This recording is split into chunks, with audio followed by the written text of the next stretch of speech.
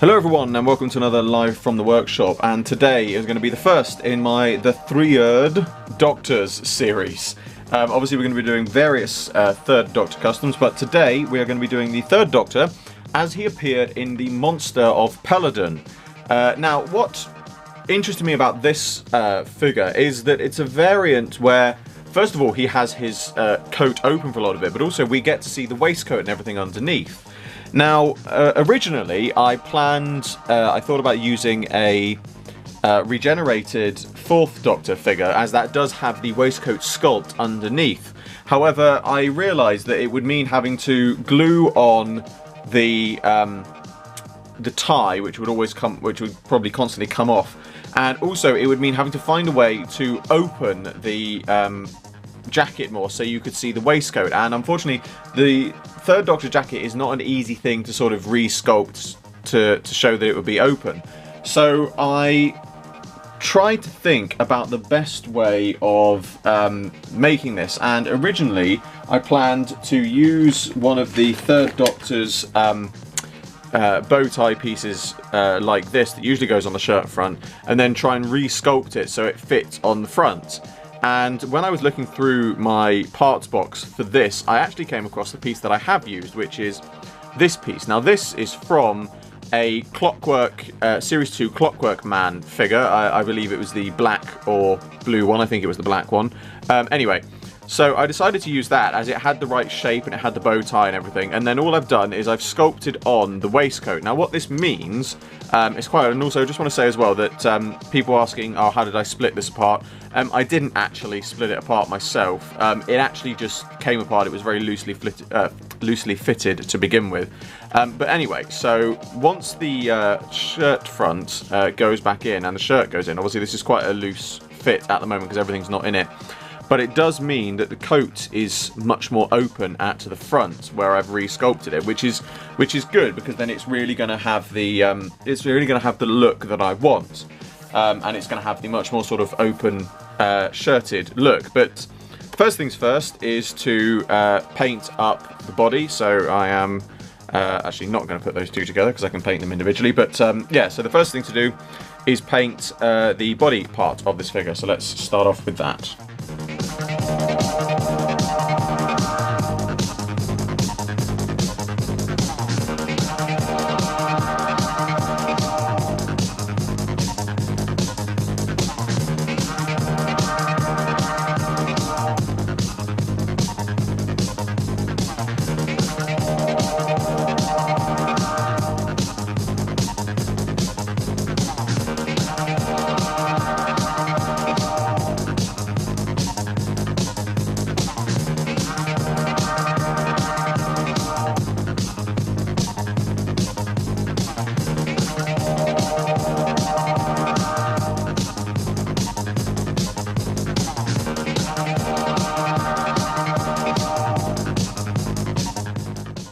And here is my finished Monster of Peladon Third Doctor. Now, I know I always say I'm very pleased with how this has come out, and it's very true of this, but I am doubly, if not triply pleased with how this has come out, because this is one of those figures where I'm going to allow myself one of these rare moments of self-praise where I say that I can really see how much my skills have come on in this. You know, it's not without its rough edges. You know, there's a nick in the collar, the waistcoat,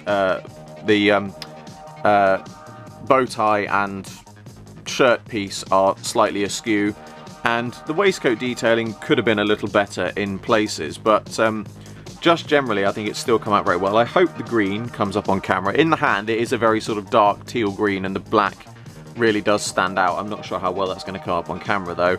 But yeah, I'm really pleased with how this has come out, and there's a couple of lessons that can be learned from this, which I'm very going to quickly go over. I'm going to try and very quickly go over them. Firstly, this is a good example of why I always keep my spares, because this originally I planned to use a regenerated Fourth Doctor because it already had the waistcoat sculpt underneath it. It already had the sort of frilled shirt, and the only thing I needed then to add was a bow tie, which I had from another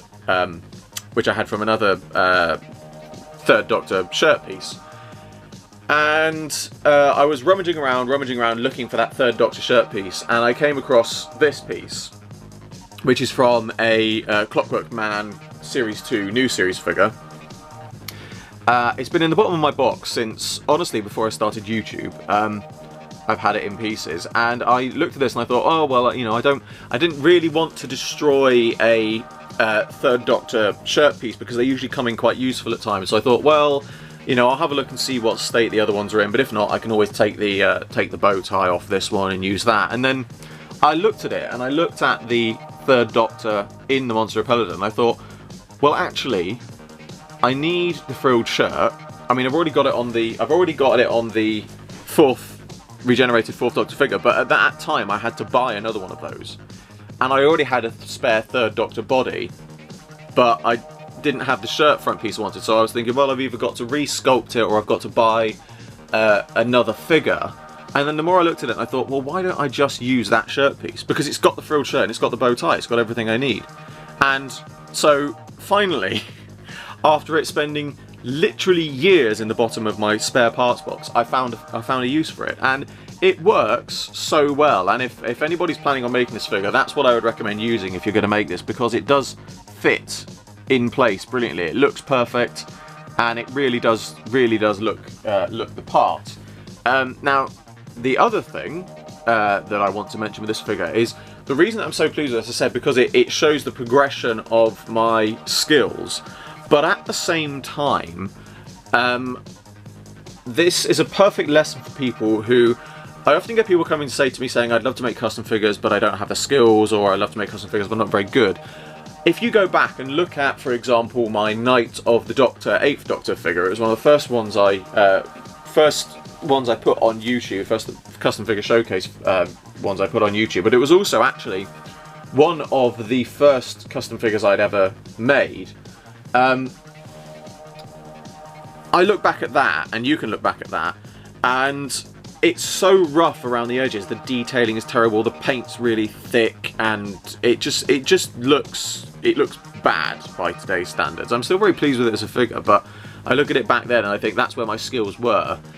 This is where my skills are, and the simple truth is that I have spent, barring time spent on holiday like Christmas or being ill, I have spent literally almost every day since I started YouTube, that's 2014, almost every day, barring sickness and holiday, since 2014, doing something to do with my figures or something. I've either been designing something, I've been painting something, I've been building something, daily, since 2014, and that's why my skills are where they are now. And I will hold my hands up here, and I'm not trying to say that, look, my skills are amazing, but I'm saying this is where my skills are now, and I will hold my hands up. I've still got a long way to go. I've got a lot more practice that needs doing before I get to a really decent standard. I am always learning, but the truth is that people who turn around and say, I want to make custom figures but I'm not very good, or I want to make custom figures but I don't have the skill,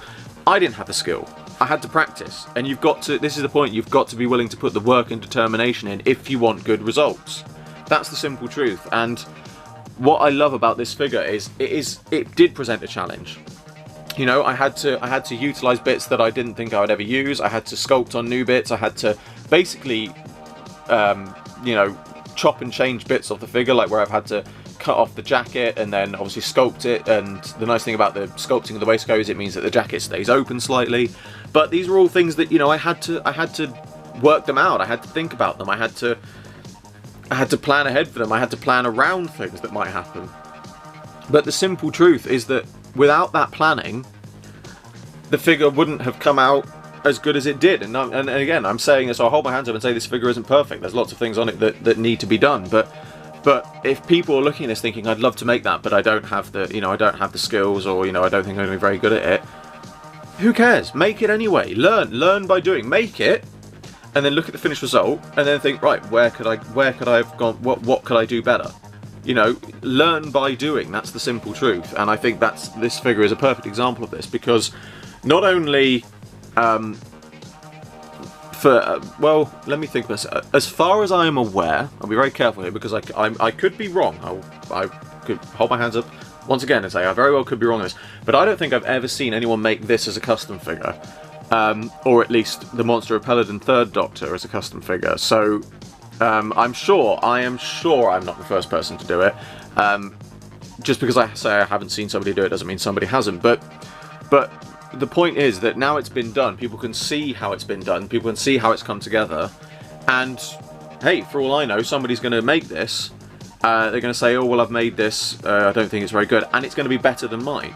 But that's a great thing, because if like I said, if somebody looks at what I've done and then thinks what could be done better, great, that's fine. I'm happy with my figure, but if they can make one better, by all means, please do. I'd love to see the results. But you know, as I said, the simple truth is that, one, you've got to be willing to put the work in. Don't worry about what you think your skills are or might be or will never be. Don't worry about that. Just learn by doing, put the work in, have the determination, and above all, as long as you are happy with the finished result, that is what matters. And that's the simple truth when it comes to making custom figures. Yeah, I've gone off a little bit of a tangent here, but I feel like I've gone off with a bit of a tangent that is useful information, shall we say. But that is my Monster of Peladon 3rd Doctor, and the first in my The 3rd Doctors series. The next one will be up on this coming Wednesday. But until then, as always, I hope you enjoyed this video. Like, favorite, subscribe, share, it really helps me out a lot. And be sure to check out the description below for a link to my Patreon. There is an exclusive webcomic and rewards for people who support it, and the funding generated by my Patreon helps me fund future videos. I salute you all, and I will see you with another video very soon.